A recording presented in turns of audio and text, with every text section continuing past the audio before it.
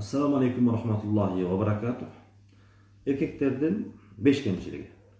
En birincisi biz ayalдар менен болгон мамилебизде ayaldарды көп эркелетип койгондугубуз, эрежеден сырткары, кадимки табигый көрүнүштөн сырткары эркелетип койгондугубуз бул биздин кемчилигибиз болуп эсептелет. Кандай? Мисалы үчүн ага ашыкча эле кызмат кылып бергендик, ага ашыкча эле жаңын бергендик аялдардын өзүнө деле жакпайт да негизи.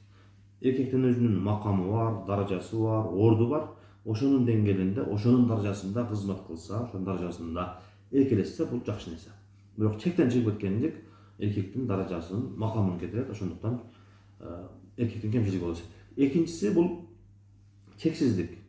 Биз аялды алгандан кийин, үйлөнгөндөн кийин биздин үйүбүз, үй бүлөбүз бир тарбия, тартиптин негизинде кетиш үчүн эрежелер болуш керек сөзсүз түрдө. Кандай бир чектөөлөр, кийимде, жүрүм турумда, адамдар менен болгон мамиледе, жашоодо аялыңа эскертип турасың, бул жакшы, бул дос, бул душман.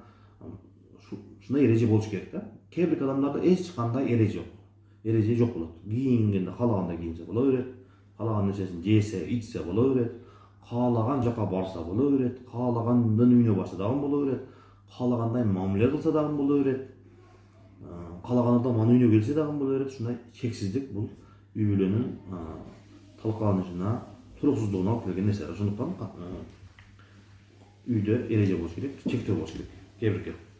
Андан кийинки биздин эркектердин кемчилиги ордун алмаштыруу. Бизде ата энебиздин орду бар, бир туугандын орду бар, эженин орду бар, достун орду бар, өзүбүздүн ишеничтин, ушундай адамдын жашоосундагы адамдар менен болгон мамиледе Кудайдын ар бир нерсенин өзүнүн орду бар.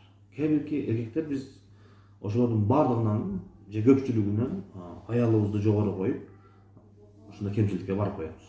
Ата энесинен дагы, бир тууганынан дагы, эжесинен дагы, өзүнүн ишеничинен дагы ордуну, аялдын ордун бийик коюп, бардык нерсени ошол аял үчүн курбанчылык чыгап койгон жерлерибиз бар. Бул биздин кемчилик болот. Ошон үчүн муну оңдошубуз керек. Андан кийинкиси биз тарбия багытында караганда аялдарга бардык жоопкерчиликти жүктөп коебуз.